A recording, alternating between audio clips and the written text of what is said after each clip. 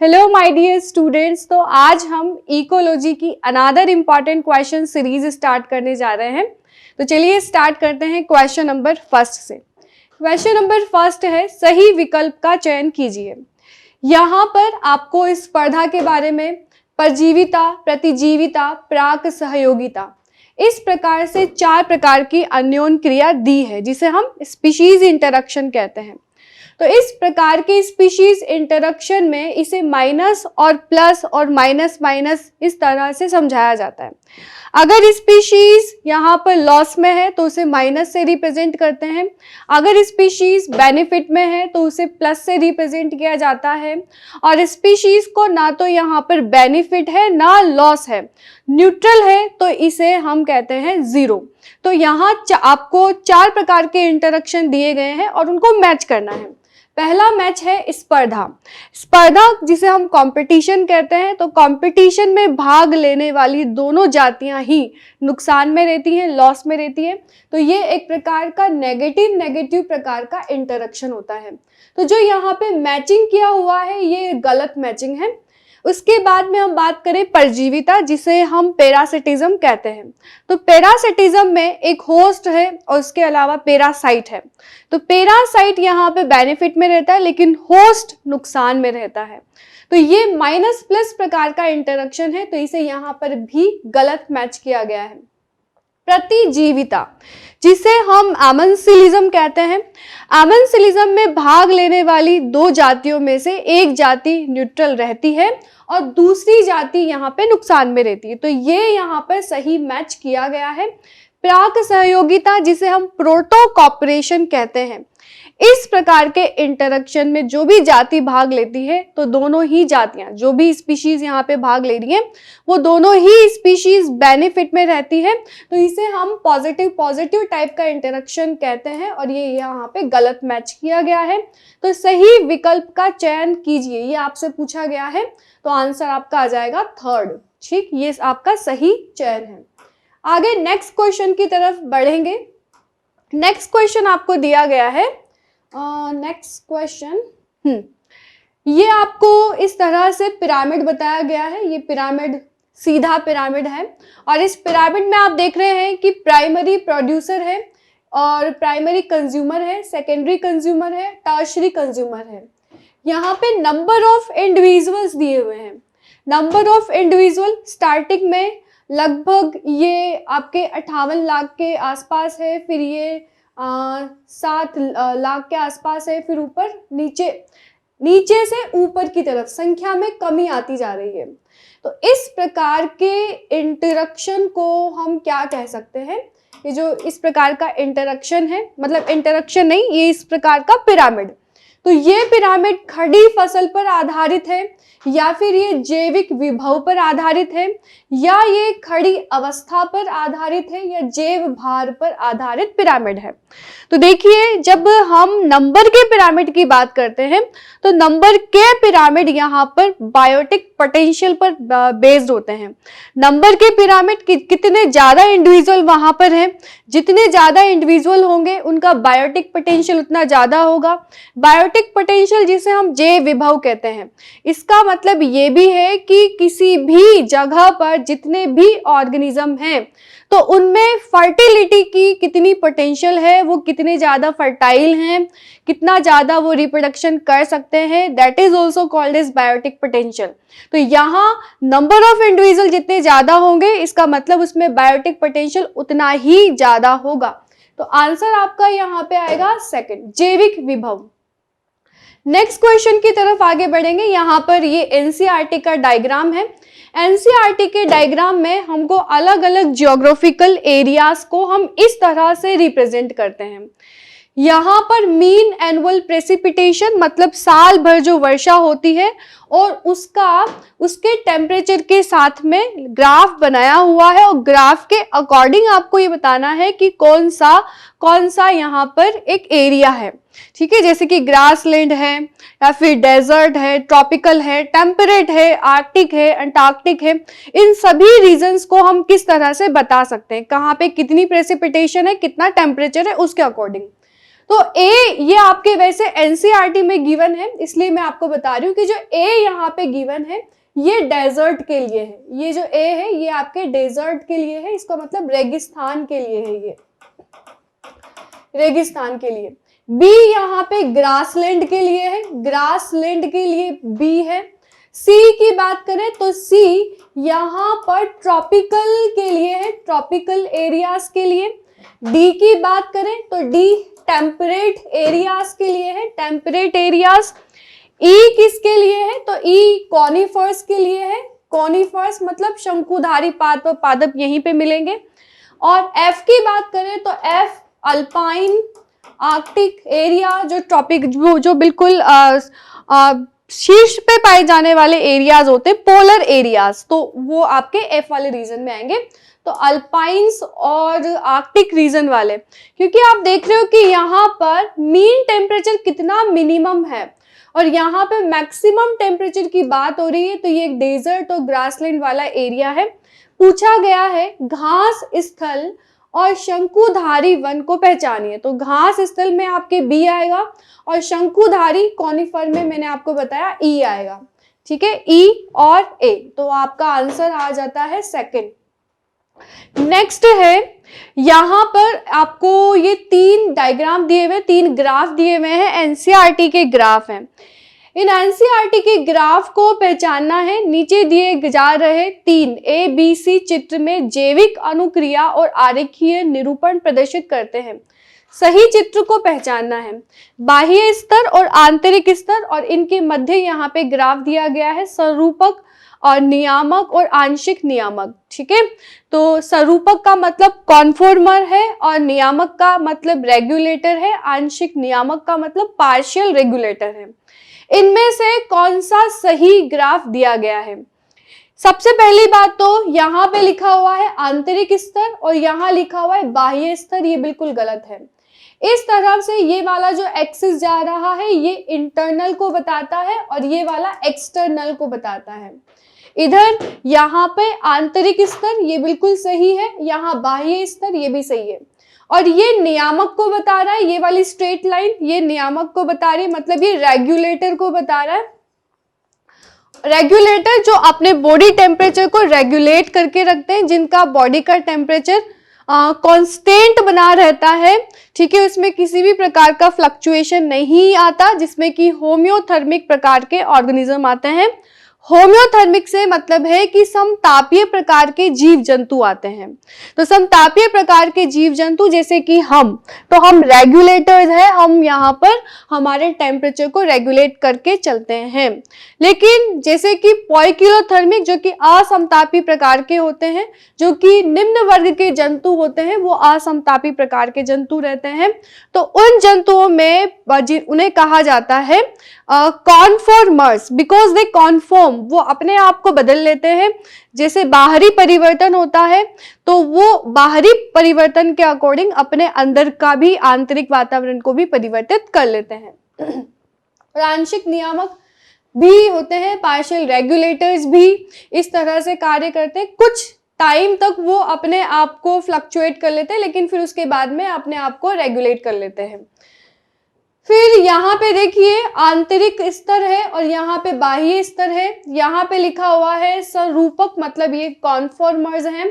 आंशिक नियामक लिखा हुआ है इसलिए ये गलत है। यहाँ पर नियामक लिखा हुआ है इसलिए ये भी गलत है, क्योंकि यहाँ पर आएगा आंशिक नियामक और इसके ऊपर आएगा नियामक। तो जो सही ग्राफ है आपका थर्ड है। नेक्स्ट क्वेश्चन की तरफ आगे बढ़ेंगे। यहाँ पे आपको बताया गया है स्क्रबर के बारे में। तो स्क्रबर में ए क्या है, बी और सी क्या है, डी क्या है, इसकी आपको पहचान करनी है।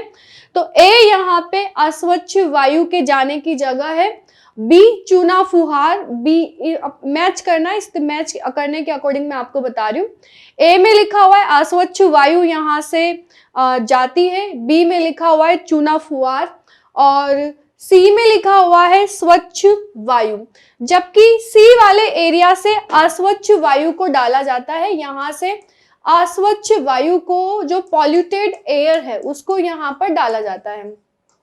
तो पॉल्यूटेड एयर अंदर की तरफ जाती है और यहाँ से फ्रेश एयर निकलती है, फ्रेश एयर यहाँ से निकलती है। तो इस तरह से ए फ्रेश एयर के लिए है और सी पॉल्यूटेड एयर के लिए है, इसलिए ये मैचिंग तो गलत है। यहाँ पे लिखा है ए कणिकीय पदार्थ, ये भी गलत है। ए स्वच्छ वायु, ये सही है।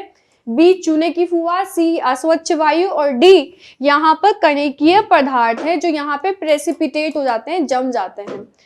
चौथा है ए चूने की फुहार है, ये गलत है, तो आपका सही आंसर आएगा थर्ड। इस तरह से एनसीईआरटी के गिवन डायग्राम है, तो इन डायग्राम को अच्छे से आपको देखना है, इनकी लेबलिंग को भी देखना है। जैसे इससे पहले जो आपका एनसीईआरटी का डायग्राम आया, ये एनसीईआरटी का डायग्राम है, वो अच्छे से आपको पता होना चाहिए कि इसमें से कौन सा पार्ट कौन से रीजन को रिप्रेजेंट कर रहा है। ए वाला किसको रिप्रेजेंट कर रहा है? डेजर्ट को। बी वाला ग्रासलैंड को। सी वाला ट्रॉपिकल को। डी वाला टेम्परेट को। फिर इसके बाद में ई वाला कॉनिफर्स को। एफ वाला एल्पाइंस को। तो इस तरह से ये हमें याद होने चाहिए। उसी तरह से ये वाला ग्राफ भी काफी इंपॉर्टेंट है। आगे ये आपको बता ही दिया है, नेक्स्ट चलते हैं। निम्न में से कौन सा अनुक्रम के दौरान बढ़ता नहीं है? मतलब जब सक्सेशन की प्रक्रिया होती है तो कौन सी चीज नहीं बढ़ती है? जैव भार, जैसे जैसे सक्सेशन होता है वैसे वैसे जैव भार में वृद्धि होती है।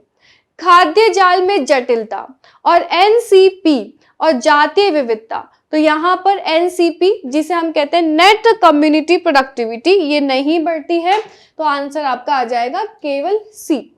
नेक्स्ट क्वेश्चन है, समुद्र एवं संपूर्ण जीव मंडल की वार्षिक नेट प्राथमिक उत्पादकता क्रमशः कितनी होगी? और ये हमको बिलियन टन में बतानी है। तो समुद्र एवं संपूर्ण जीव मंडल की वार्षिक नेट प्राथमिक उत्पादकता लगभग कितनी होगी? तो समुद्र की यहाँ पे 55 तथा संपूर्ण जैव मंडल की होती है 170 बिलियन टन। समुद्र की 55 बिलियन टन है और पूरे जैव मंडल की यहाँ पर 170 billion ton net primary productivity होती है, तो इसका आंसर आ जाएगा थर्ड। असत्य कथन का चयन करना है। एक पारिस्थितिकी तंत्र की सकल प्राथमिक उत्पादकता श्वसन के दौरान कार्बनिक तत्व की खपत की दर होती है। देखिए इस स्टेटमेंट में क्या लिखा गया है कि एक पारिस्थितिकी तंत्र की सकल प्राथमिक उत्पादकता, सकल प्राथमिक उत्पादकता से मतलब है ग्रॉस प्राइमरी प्रोडक्टिविटी। तो ग्रॉस प्राइमरी प्रोडक्टिविटी श्वसन के दौरान कार्बनिक तत्व की खपत की दर होती है। मतलब ये जो ग्रॉस प्राइमरी प्रोडक्टिविटी जो बनती है वो श्वसन के दौरान बनती है, तो ये बिल्कुल गलत है। जो ग्रॉस प्राइमरी प्रोडक्टिविटी है ये बनती है फोटोसिंथेसिस के दौरान, प्रकाश संश्लेषण के दौरान। प्रकाश संश्लेषण के दौरान सकल प्राथमिक उत्पादकता में यहाँ पे का निर्माण होता है, कार्बनिक पदार्थ का निर्माण होता है। तो यहाँ पर ये जो श्वसन लिखा हुआ है ये गलत है, इसलिए श्वसन की जगह आ जाएगा यहाँ पे प्रकाश संश्लेषण। प्रकाश संश्लेषण के द्वारा ये होता है प्रकाश संश्लेषण। ठीक है, तो ये स्टेटमेंट यहाँ पे इस तरह से गलत हो जाता है। कुल प्राथमिक उत्पादकता विषम पोषियों की खपत के लिए उपलब्ध जैव मात्रा होती है। तो ये भी सही है कि जो प्राइमरी प्रोडक्टिविटी होती है वह विषम पोषी मतलब हेटेरोट्रॉफ के लिए होती है, बिकॉज प्राइमरी प्रोडक्टिविटी बनाई जाती है प्लांट्स के द्वारा, और प्लांट्स को कौन खाता है? हम लोग खाते हैं। तो प्लांट्स को हम कंज्यूम करते हैं और हम क्या है? विषम पोषी हैं, हम हेटेरोट्रॉफिक प्रकार के हैं। तो ये स्टेटमेंट सही है। प्राथमिक उत्पादकता एक सुनिश्चित क्षेत्र में पादप प्रजातियों के निवास पर निर्भर करती है। तो प्राथमिक उत्पादकता एक सुनिश्चित क्षेत्र में पादप प्रजातियों के निवास पर निर्भर करती है, ये भी बिल्कुल सही है। और द्वितीयक उत्पादकता को उपभोक्ता ने नए कार्बनिक तत्वों के निर्माण की दर के रूप में परिभाषित किया है, ये भी सही है। तो यहाँ पे पहला स्टेटमेंट गलत है। नेक्स्ट, निम्न में से सत्य कथन को चुनना है। ठंडी जलवायु वाले स्तनधारियों के कान और पाद आमतौर पर बड़े होते हैं, ये बिल्कुल गलत है कि ठंडे क्षेत्रों में पाए जाने वाले जो जीव जंतु होते हैं जो कि पोलर एरियाज में पाए जाते हैं, ध्रुवीय स्थानों पर पाए जाते हैं, उनके एक्सट्रीमिटीज छोटे होते हैं ताकि उनकी ऊर्जा का कम से कम ह्रास हो, वो अपनी ऊर्जा को सुरक्षित कर पाए। इसलिए ये स्टेटमेंट यहाँ पे गलत स्टेटमेंट है। जीव समस्थापन केवल कार्य की साधनों द्वारा बनाए रखते हैं। जीव समस्थापन केवल कार्य की साधनों द्वारा बनाए रखते हैं। इसका मतलब कि जीव अपने जो होम्योस्टेसिस हैं वह केवल कार्य की साधनों मतलब फिजियोलॉजिकल अडेप्टेशन के द्वारा ही वो अपने आप को होम्योस्टेसिस मेंटेन करते हैं। तो ये कहना तो बिल्कुल गलत है, क्योंकि केवल फिजियोलॉजिकल अडेप्टेशन नहीं होता, बिहेवियर अडेप्टेशन भी होता है, केमिकल प्रकार का अडेप्टेशन भी होता है, और हमने कई प्रकार के अडेप्टेशंस देखे हैं एनिमल्स के अंदर। तो यहाँ पर यह कहना भी बिल्कुल गलत है कि सिर्फ कार्य की साधन के द्वारा ही अनुकूलन होता है, ये वो अपने आप को समस्थापन करते हैं। स्तनधारियों की सफलता का कारण है कि वह शरीर के तापमान को स्थिर बनाने में सक्षम रखते हैं। तो ये बिल्कुल सही है कि अगर हम स्तनधारियों की तुलना दूसरे जीव जंतुओं से करें, जैसे कि छिपकली है, तो इनकी तुलना में हम ज़्यादा सक्सेसफुल हैं, हम ज़्यादा सक्षम हैं, हम हमारे तापमान को स्थिर बनाए रखने में सक्षम है, और इसके लिए हमें बहुत ऊर्जा खर्च करनी पड़ती है। हमारे शरीर की अधिकतम ऊर्जा खर्च होती है हमारे तापमान को मेंटेन रखने में, हमारे बॉडी टेम्परेचर को मेंटेन बनाए रखने में। और ये क्वालिटी सिर्फ हायर ऑर्गेनिज्म में ही है, लाइक हम मैमल्स में है, लेकिन जो लोअर ऑर्गेनिजम्स होते हैं उनके पास में क्वालिटी नहीं होती। हम समतापी हैं, लेकिन जो हमसे निम्न वर्ग के जंतु हैं वह समतापी नहीं होते, वो होते हैं असमतापी, जिन्हें हम पोइकिलोथर्मी कहते हैं। तो ये स्टेटमेंट बिल्कुल सही है। और पूछा था कि सत्य कथन का चयन कीजिए, तो ये सत्य कथन है। जंतुओं की बहुत बड़ी संख्या, लगभग सभी पौधे स्थिर आंतरिक पर्यावरण को बनाए रख सकते हैं। जंतुओं की बहुत बड़ी संख्या और लगभग सभी पौधे स्थिर आंतरिक पर्यावरण को बनाए रख सकते हैं, ये गलत स्टेटमेंट है। नेक्स्ट, निम्नलिखित 4 दशाओं पर विचार कीजिए और उनमें से उन 2 जोड़े को चुनिए जो मरुस्थलीय छिपकलियों में पर्यावरण के लिए अनुकूलन के रूप में होती है। तो मरुस्थलीय छिपकली की बात हो रही है, डेजर्ट लिजार्ड की बात हो रही है, और ये अपने आप को किस तरह से अडेप्ट करती है। उच्च तापमान से बचने के लिए बिल खोदकर मिट्टी में घुस जाती है। उच्च तापमान पर अपनी देह से तीव्रता से ऊष्मा को बाहर निकालती है। जब तापमान कम होता है तब धूप सेकती है और मोटी वसा परत वाली डर्मिस से शरीर को तापरोधी बना लेती है। तो जब मरुस्थलीय छिपकलियां होती हैं उनके अंदर पाया जाता है बिहेवियरल अडेप्टेशन, व्यवहार में अनुकूलन। और व्यवहार में जब अनुकूलन होता है तो ये किस प्रकार से अपने आप को अडेप्ट करती है।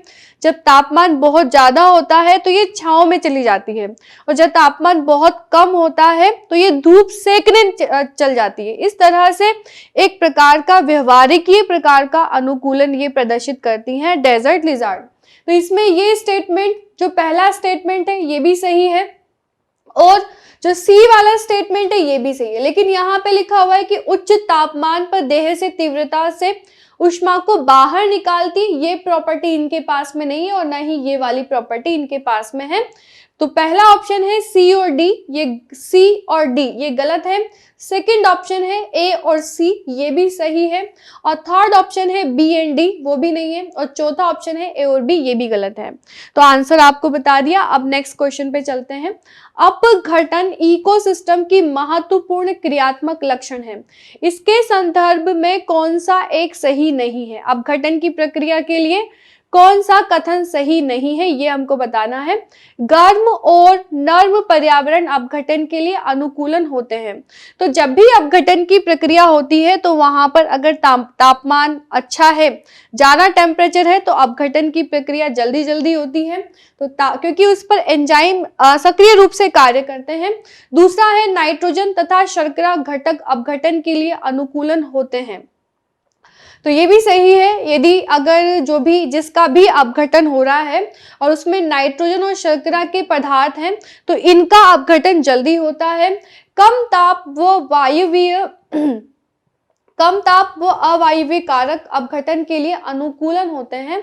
तो कम ताप नहीं होता है और अवायवीय कारक लिखा हुआ है, जबकि वायवीय कारकों की वजह से अपघटन जल्दी जल्दी हो पाता है। तो ये थर्ड स्टेटमेंट यहाँ पे रॉन्ग है। अपघटन में ऑक्सीजन की आवश्यकता होती है, तो बिल्कुल होती है, ये वायवीय प्रकार की प्रोसेस है। आगे चलते हैं क्वेश्चन नंबर 12 पर। निम्न कथनों को पढ़ते हुए असत्य कथन को छांटिए। जीव के शुष्क जैव भार में जल के पश्चात 49% कार्बन होता है। सेकंड यहाँ पे दिया हुआ है, वैश्विक कार्बन की मात्रा में 71% कार्बन महासागर में घुलित अवस्था में पाया जाता है। थर्ड दिया है, वायुमंडल में वैश्विक कार्बन की लगभग 10% मात्रा होती है, जबकि वायुमंडल में वैश्विक कार्बन की लगभग केवल और केवल 1% मात्रा होती है, ना कि 10%। चौथा ऑप्शन दिया हुआ है, सागरीय कार्बन भंडारण वायुमंडल में कार्बन डाइऑक्साइड की मात्रा नियमित करता है। तो यहाँ पहला और सेकंड और फोर्थ ये तीनों स्टेटमेंट सही है, और तीसरा स्टेटमेंट यहाँ पे गलत लिखा हुआ है। 10% की जगह यहाँ पे आ जाएगा 1%, तो हमारा आंसर होगा थर्ड। नेक्स्ट क्वेश्चन है, निम्नलिखित में से कौन सा उष्ण कटिबंधीय क्षेत्रों में उच्च जैव विविधता का कारण नहीं है? तो उच्च जैव विविधता का कारण क्या नहीं है? देखिए, उच्च जैव विविधता कहाँ नहीं पाई जाती? पहले तो सबसे ज्यादा बायोडाइवर्सिटी कहाँ पाई जाती है? इक्वेटर के आसपास, जो हमारा ये ग्लोब है, तो इसमें इक्वेटर के आसपास, ये जो आपका इक्वेटर है उसके आसपास बायोडाइवर्सिटी ज्यादा मिलेगी। लेकिन जैसे जैसे आप ऊपर की तरफ जाएंगे तो यहाँ पर ऊपर की तरफ जो पोलर एरिया है, पोलर एरिया में डाइवर्सिटी धीरे धीरे कम होती जाती है। तो क्या रीजन है जिसकी वजह से उच्च जैव विविधता का कारण नहीं है? निम्न मौसमी विभिन्नताएं, प्रकाश की अधिक उपलब्धता और वर्षा की उच्च मात्रा, और लघु उद्विकासीय काल। तो बायोडाइवर्सिटी का जो मेन दो इंपॉर्टेंट फैक्टर है जो बायोडाइवर्सिटी के लिए रोल प्ले करते हैं, वो है एक तो टेम्परेचर और प्रेसिपिटेशन, तापमान और वर्षा। ये दोनों ही डिसाइड करते हैं कि बायोडाइवर्सिटी कहाँ ज्यादा होगी।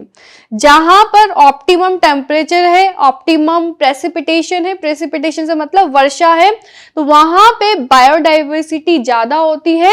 लेकिन जहां पर ये ऑप्टिमम कंडीशन में नहीं होता, टेम्परेचर बहुत एक्सट्रीम होता है, या तो बहुत ज्यादा होता है या बहुत कम होता है, तो वहां पर इसका डायरेक्ट इफेक्ट पड़ता है वहां के डाइवर्सिटी पर, और इन्हीं की वजह से मौसमीय कारण भी आते हैं। तो इसमें लास्ट ऑप्शन दिया हुआ है लघु उद्विकासीय काल, मतलब शॉर्ट इवोल्यूशनरी पीरियड।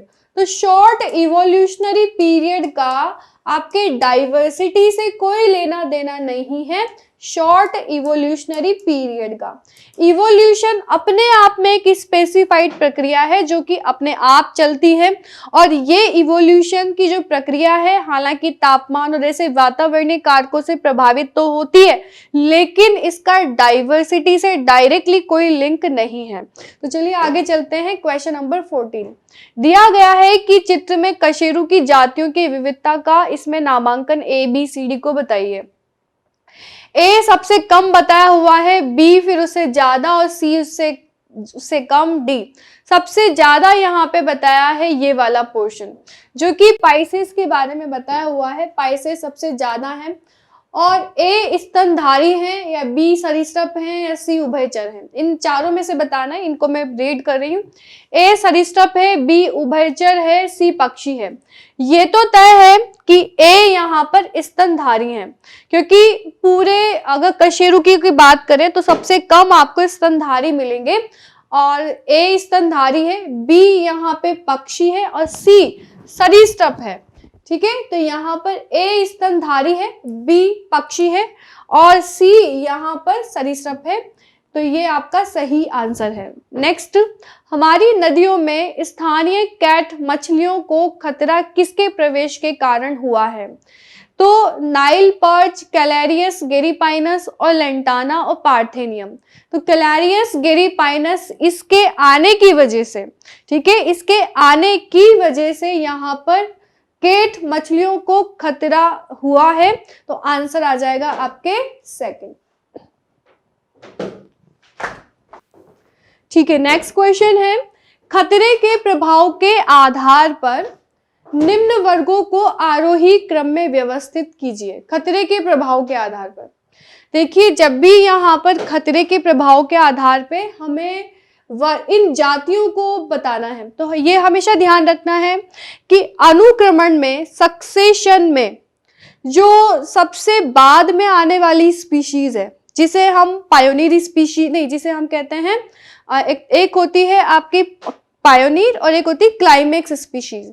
तो जो क्लाइमेक्स स्पीशीज होती है उनकी स्टेबिलिटी ज्यादा होती है, उन्हें खतरा कम होता है, लेकिन जो स्पीशीज शुरुआत में आती है उन्हें खतरा ज्यादा होता है। तो उसी के आधार पे हमें ये देखना होता है। यहाँ पे स्तनधारी दिया हुआ है, उभयचर दिया है, अनावृत बीजी दिए हैं, पक्षी दिया है। तो सबसे ज्यादा खतरा किसको होगा उसके आधार पर आरोही क्रम में इसको जमाना है।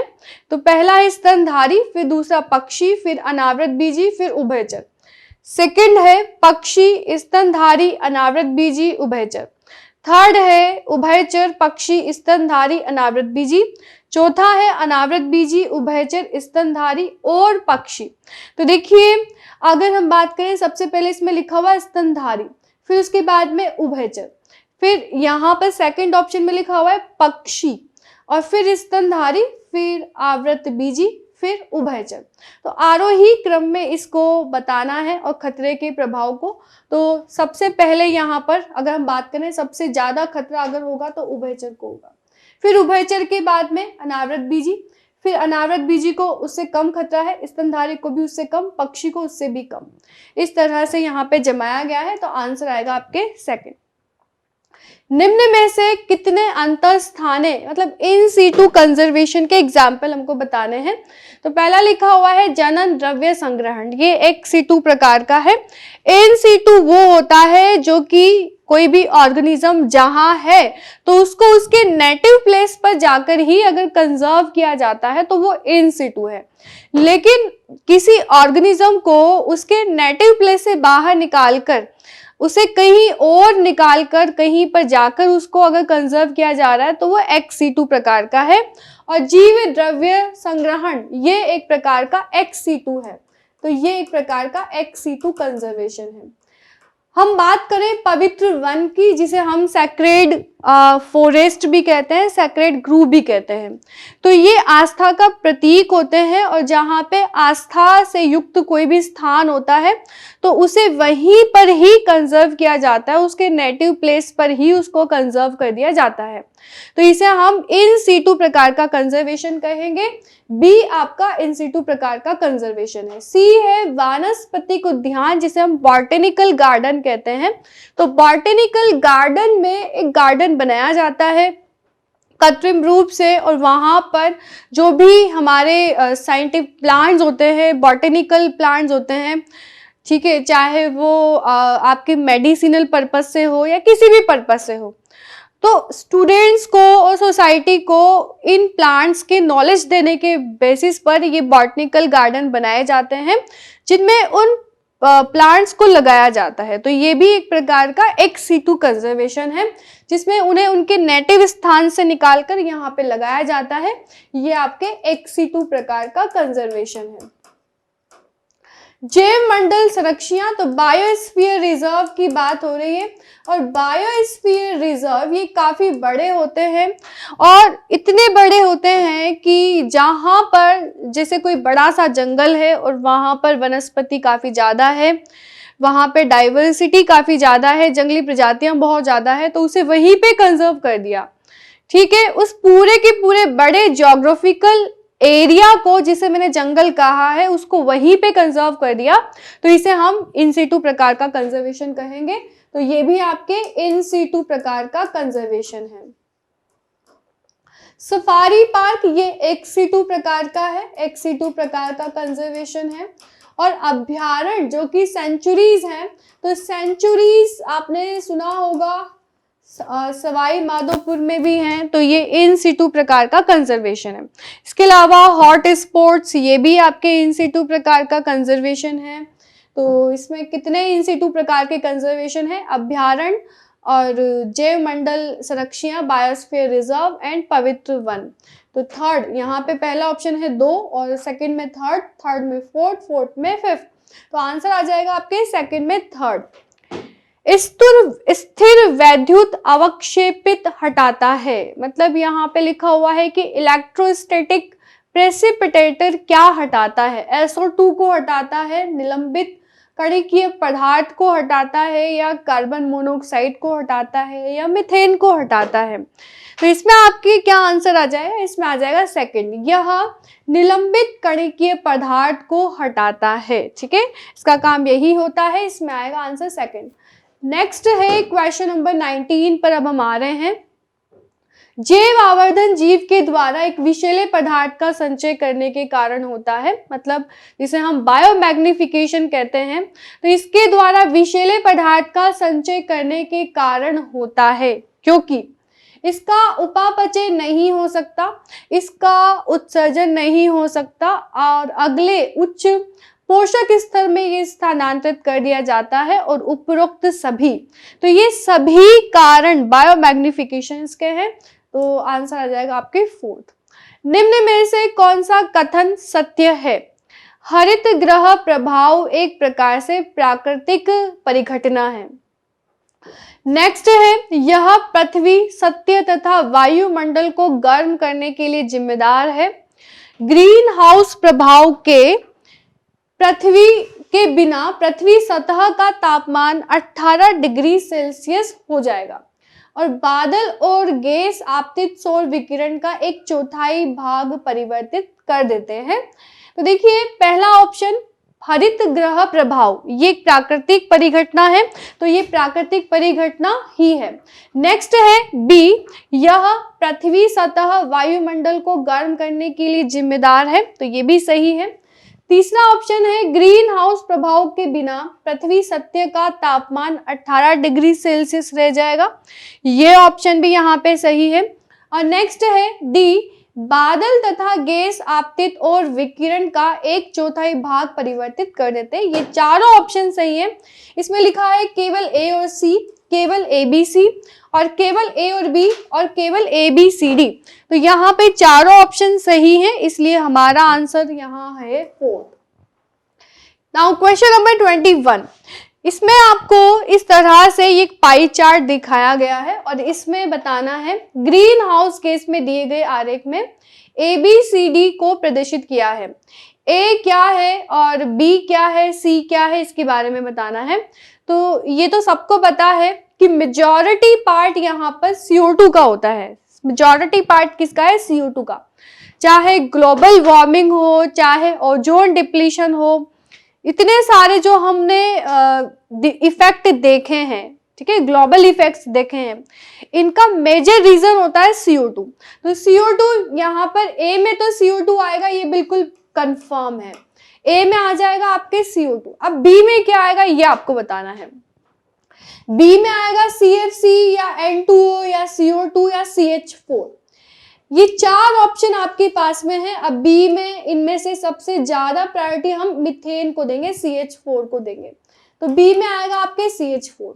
सी में 14% का दिया हुआ है, सी में यहाँ पे दिया है CFC आएगा या CH4 आएगा, CFC CH4, तो अब CFC को ही लगाना है, तो इसमें 14% आ जाएगा आपके CFC। बाकी का डी है 6%, इसमें N2O है, CFC है, N2O है और N2O है, तो यहाँ पे आ जाएगा N2O जो कि 6% है।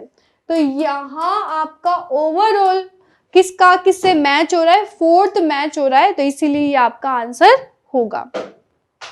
अब नेक्स्ट क्वेश्चन की तरफ आगे चलते हैं। भारत सरकार ने कब national committee for environment planning and तथा कोऑर्डिनेशन की स्थापना की है? ठीक है, ऐसे क्वेश्चंस जब आपके सामने आ जाए तो ये लर्निंग बेस्ड क्वेश्चन है।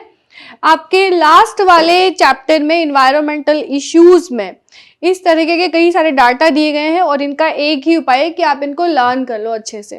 तो अभी मैं इसका आंसर बता देती हूँ। 1971, 1972, 1973 और 84, इसमें से इसका आंसर आएगा आपके 1972 में इसकी स्थापना की गई थी। निम्नलिखित में से कौन जैविक आवर्धन उत्पन्न करता है?